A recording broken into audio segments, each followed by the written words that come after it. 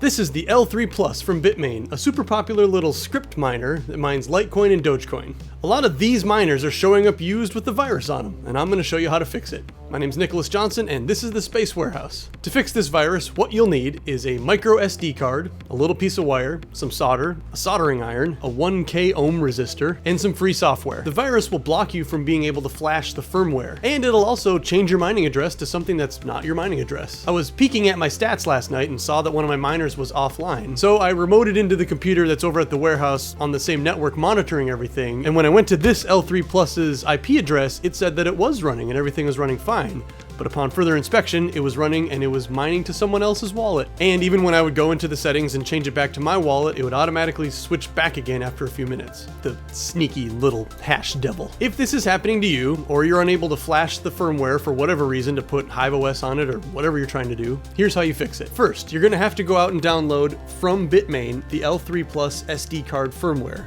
You can just do a Google search for L3 Plus SD Recover NAND and look for the results that's from Bitmain themselves. Download that file and unzip it. Next, go get a piece of software called Balena Etcher. They've got a Mac OS version, one for Windows, and a Linux one. You're gonna need a micro SD card, not a regular SD card, so make sure you got one of those.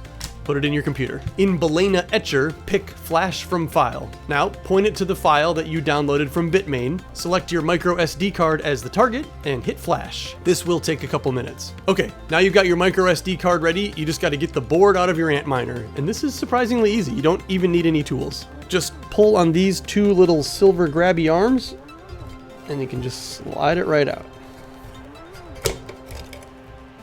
Take your little piece of wire, take your little 1K ohm resistor, solder it onto the end of that wire. Alright, now solder your wire to this pin.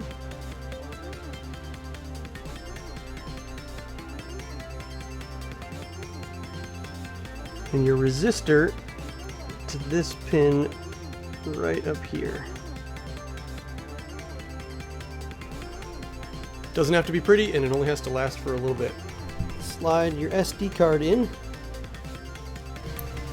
Now you're going to power up your unit and wait for a red and green flashing light. This should take about a minute. Once you see this red and green flashing light, you've done it! The virus is gone. Now turn it back off and make sure to remove the wire and the resistor, then just slide this card back in. Poof! You should be back on the rack like it never happened. That's it. It's over.